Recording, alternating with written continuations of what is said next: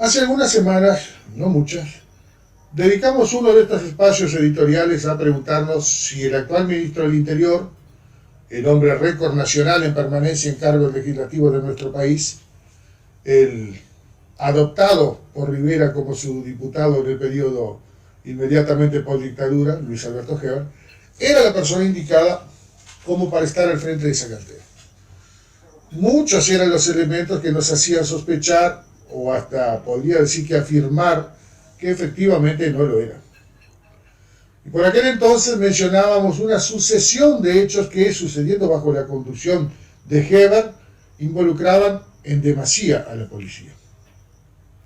Comenzamos aquella columna disculpándonos con los televidentes por las imágenes que mostraríamos, que daban cuenta del lastimoso estado físico de un joven recluso que había sido torturado y secuestrado dentro mismo de una cárcel por sus compañeros de celda, sin que ningún funcionario policial u operador penitenciario se percatara de su estado de salud. ¿Qué digo de su estado de salud? No se percataron siquiera de que jamás salía al patio, por ejemplo. A nadie se le ocurrió verificar el porqué. El servicio médico penitenciario que lo atendió, luego de constatar las brutales lesiones que evidenciaba el hombre, entre las que se encontraban perforaciones en distintas partes de su cuerpo hechas por clavos que se adosaban a tablas y que hubieran usado para golpearlo, o incluso la tremenda luxación de cadera también producida por los golpes y las arremetidas con arma blanca que debió sufrir este hombre en este verdadero calvario. Y si recordamos, y les pido que hagan el esfuerzo de recordar, porque pasó hace poquitas semanas, pero el periodismo nada más ha dicho al respecto. En contra de todo lo que se podría suponer, al responsable del módulo 11 del Comquén, que fue donde se produjo el lamentable hecho, no lo separaron del cargo, no lo sumariaron, no se le retuvieron haberes, como suele suceder con cualquier funcionario público sospechado. Lejos de ello,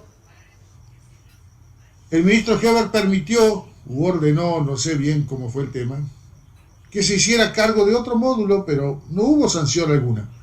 E incluso llegó a decir que de haber existido una separación del cargo se podría interpretar como prejuzgamiento. Reitero lo dicho hace ratito, ¿no? Hay ejemplos por miles, que cuando un funcionario público es sospechado, se instruye una investigación administrativa o un sumario. Al menos yo jamás había oído, jamás había oído que sencillamente se le cambiara de repartición, pero que siguiera cumpliendo tareas normalmente. Más adelante en aquella misma columna nos referíamos a otros hechos lamentables que tuvieron como protagonistas directos a jerarcas policiales. Mencionamos, por ejemplo, el caso del ahora formalizado ex coordinador de la policía de Maldonado, quien estuvo involucrado en nada más y nada menos que, mire, faena clandestina, en uso indebido y en beneficio propio de maquinaria del Estado, brindar a particulares información privilegiada que obraba en poder de la policía, de quedarse con el producto de incautaciones de mercadería de contrabando y, como si fuera poco, de llamar a narcos conocidos para advertirles de operativos policiales. Lindo Nene, el ex coordinador de la policía de Maldonado. Por otra parte, amigo y confesor del ex ministro y ahora diputado Germán Cardoso.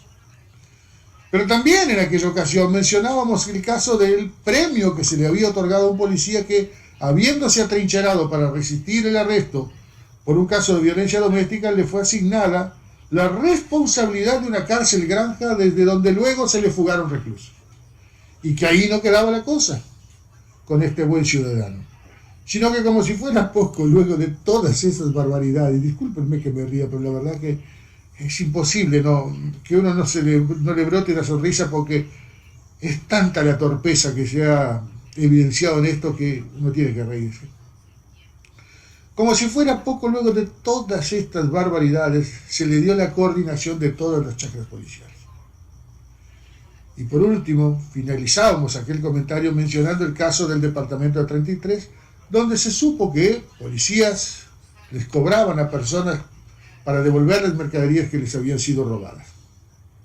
Y como gran corolario del descalabro de la policía que mencionábamos hace algunas semanas, recordábamos que el jefe de policía de aquel departamento, C33, les iniciaron un sumario administrativo a efectivos que se habían atrevido a hacer publicaciones en redes sociales que el jerarca supuso hacían mención a su persona.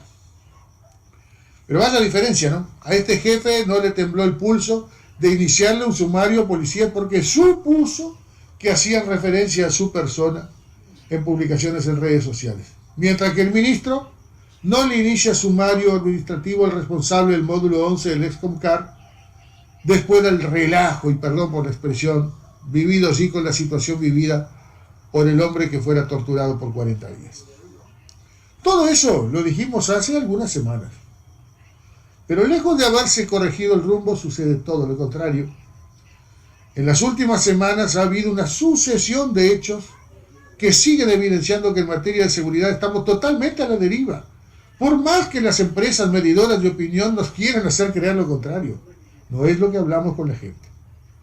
Y les aseguro que yo hablo con mucha gente, de distintos entornos. El lunes 12 de octubre pasado, Martín Boto, el ahora ex jefe de policía de Río Negro, debió presentar renuncia a su cargo luego que trascendiera que 15 años atrás encubriera, no aplicando el protocolo debido a un oficial imputado por haber violado a una sobrina de apenas 8 años de edad. O sea, el delito más aberrante y socialmente condenado, que es el de violación, fue encubierto por Boto en su momento. Y viniendo más acá nos encontramos con el reciente caso de la policía de Cerro Largo. El hasta pocas horas atrás jefe de aquel departamento había ya ocupado ese cargo, pero fue separado del mismo en 2018 por el ya fallecido Mario Llayera, que vio como bajo su jefatura había aumentado el contrabando.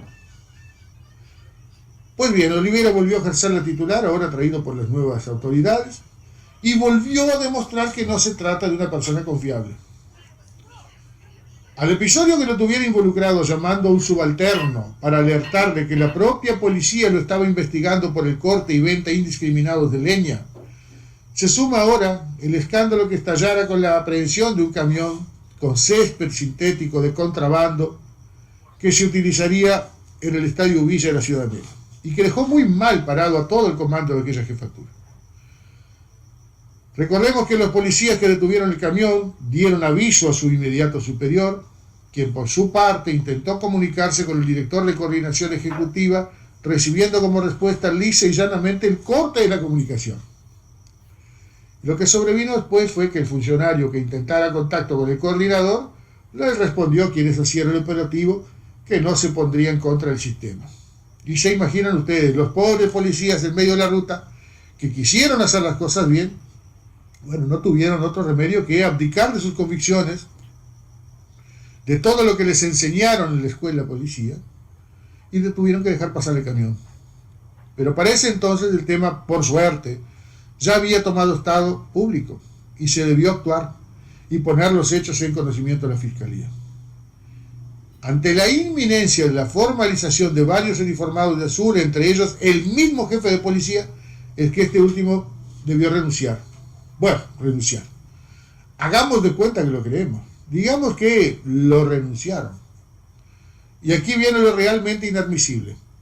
Ante todos estos hechos muy lamentables que involucran a jerarcas policiales, la respuesta del ministro ha sido invariable, al decir que se trata de excelentes profesionales y que han tenido una gestión correcta. Bueno, si encubrir a un violador o tener bajo su mando a contrabandistas es ser excelentes profesionales, yo no entiendo nada de nada. Pero sí puedo decir algo que me viene a la mente en estos momentos y que se trata de dos refranes muy conocidos. Uno, aquel que se acuesta con niños amanece mojado. Y dos, la segunda frase en realidad no es la verdadera, sino que es la forma en que se hizo popular. Y es aquella que se le atribuye al emperador romano Julio César, que habría dicho que a la esposa del César no le basta con ser honesta, sino que debe también parecerlo. Y por supuesto, con estas infelices expresiones elogiosas a profesionales que han fallado en semejante forma, el ministro Heber no está pareciendo demasiado apegado a la honestidad. Tal vez, y solo tal vez, si se ocupara más en gestionar y menos en inútilmente intentar comparar gestiones, le podría ir mejor. Vamos a la pausa.